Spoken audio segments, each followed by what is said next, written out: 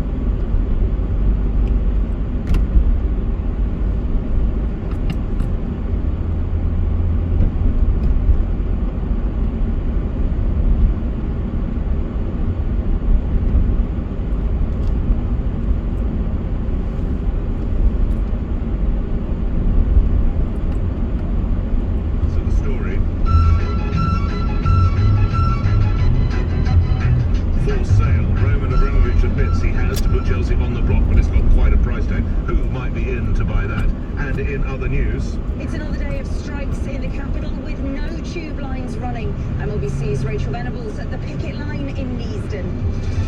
Motorway at breakfast. Call 0345 6060 973. Text 84850. Nick Motorway at breakfast on LBC.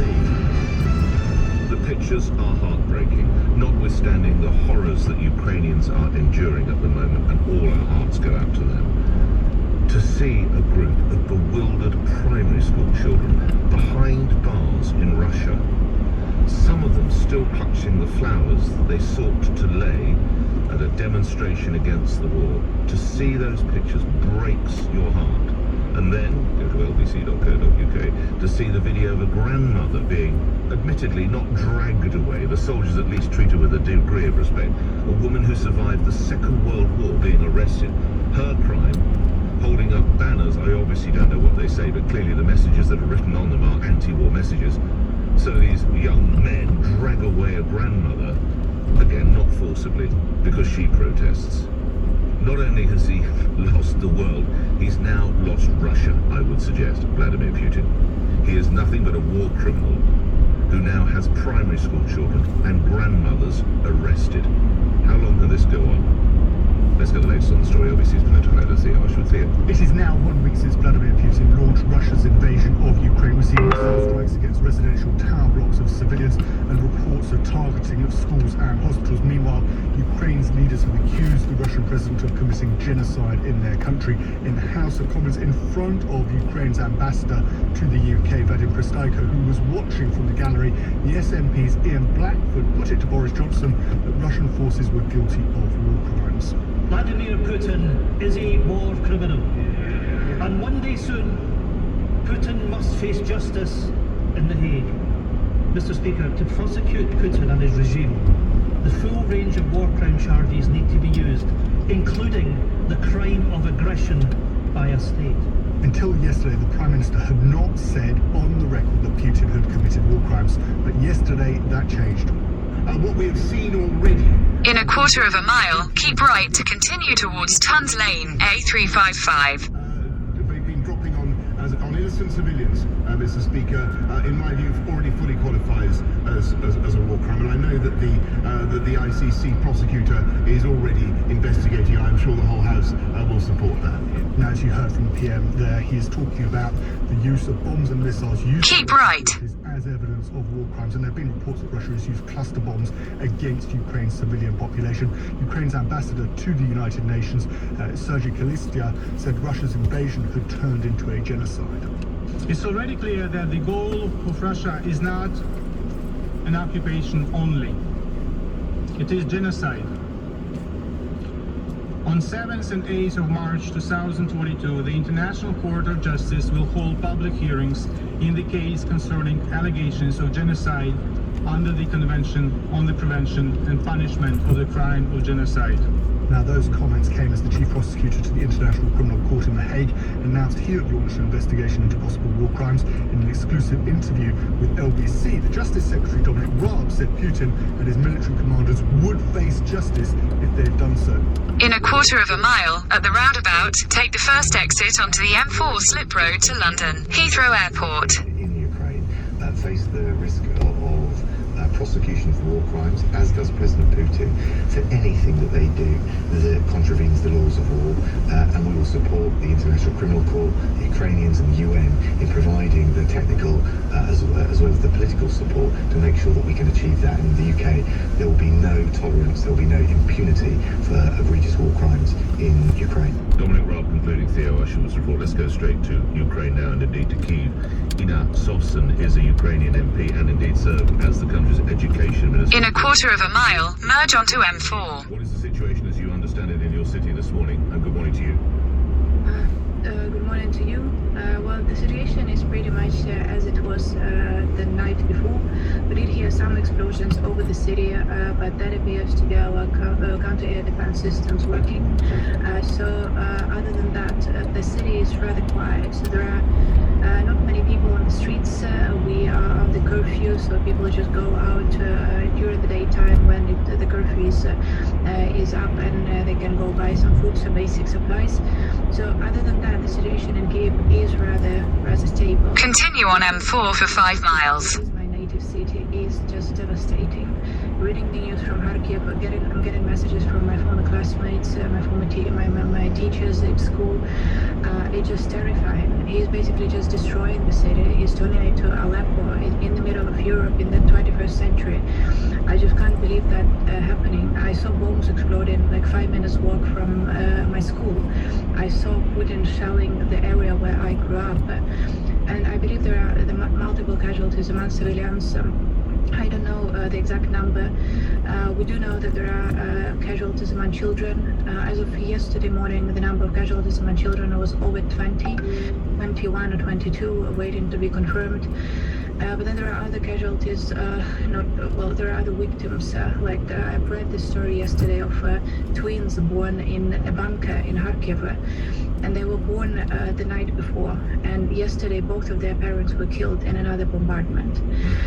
So they became orphans first day of their life. That is what Putin is doing to my native city of Kharkiv. So it's my duty now just to tell the whole world that he is committing crimes against Kharkiv right now, and against the whole of Ukraine, but particularly Kharkiv, because it is being bombarded from air so much that it is just, it pains me to see what is happening to the city right now.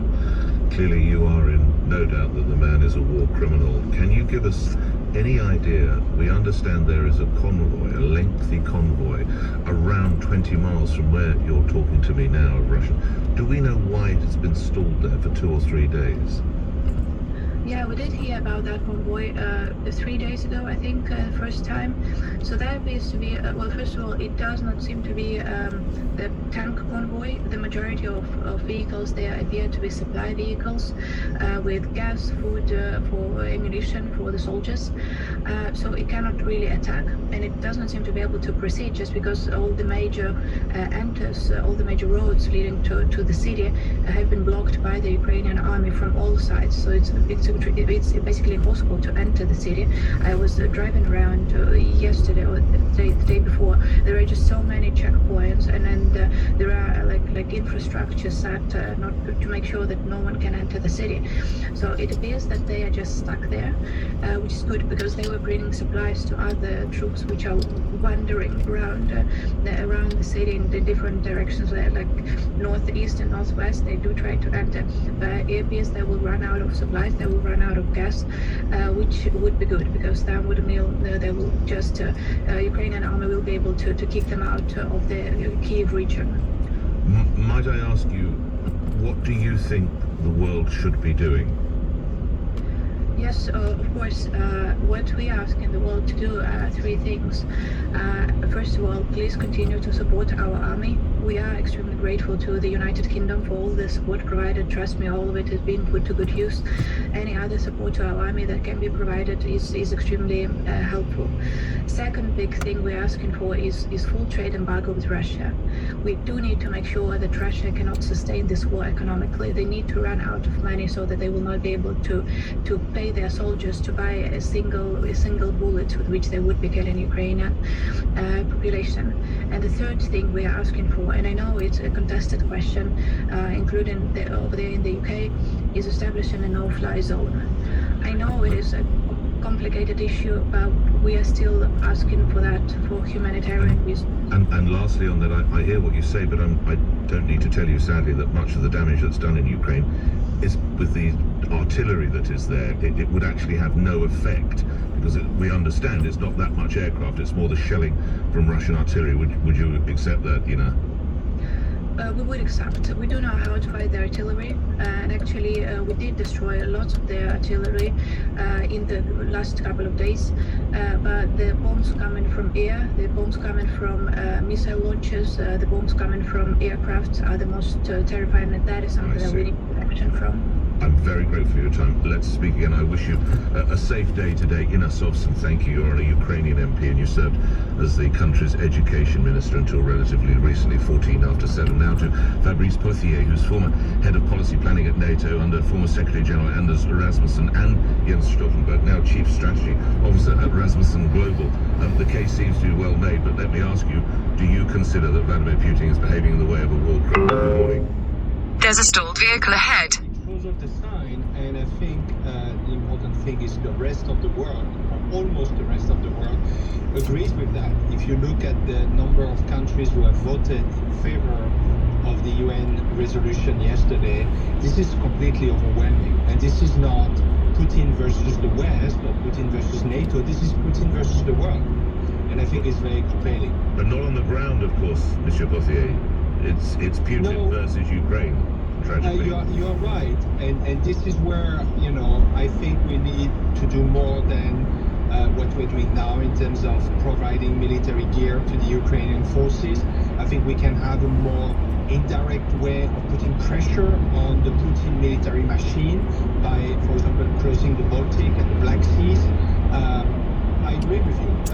There is a reality on the ground that the UN resolution or even the strongest sanctions are not going to change at the current pace. So what is to be done? Because look, we all want to avoid a world war or making this an even bigger conflagration, but we do need to help Ukraine more. What do you sense, Monsieur Pothier, can be done?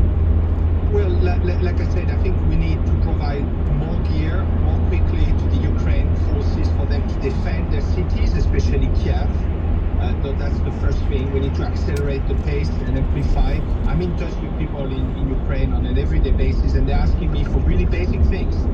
Body armors, first medical aid kits, and I think we can do much more on that front. Second, I think NATO needs to be less prudent and more willing to defend the overall, I would say, European region, especially in the Baltic and Black Seas, where we have plans to actually be able to control the access to these seas, which is really strategic for Putin's military machine. I'm grateful for your time. I must leave it there. Thank you. I sense we might have to speak again before this is all over. Fabrice Pothier, your former head of policy planning at NATO. In 2 miles, junction 4B, exit towards M3, M23. Global. Let's get straight to the LBC News headlines. We'll take your reactions, of course, after this. 7:17 now. LBC News, Holly Harris. The United Nations says 1 million Ukrainians have now fled the country as refugees in the weeks since the Russian invasion began. The Russian military claims to have taken the port city of Kherson in the south of the country, where residents are living under a curfew. The prosecutor for the International Criminal Court has opened an investigation into possible war crimes committed by Russia. The weather cloudy for most of the UK with some rain, a high of 12 Celsius.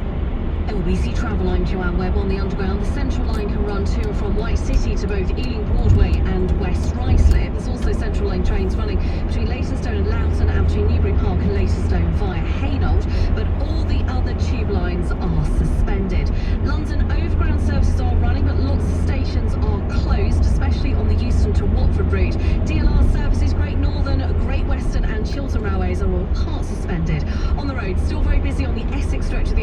M25 anti-clockwise to junction 28 at the A12. Now this is following an accident. All the lanes are open now, but it's still slow, and delays on the M4 eastbound to junction 6 at Slough. A car's broken down.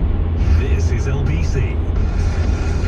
Because Plusnet Fibre is fast and reliable, you can live stream a spin class, download an exercise playlist, and track your progress on your smartwatch, all at the same time. Jumping on Jack, step it up. What you can't do is rely on a bad connection to shut your trainer up. Get great value fibre today with the new Hope 2, Plusnet's most reliable router ever. Fibre that's just a bit too good? That'll do. Search Plusnet Fibre. Terms apply. Call Nick Ferrari now. 0345 6060 973 LBC.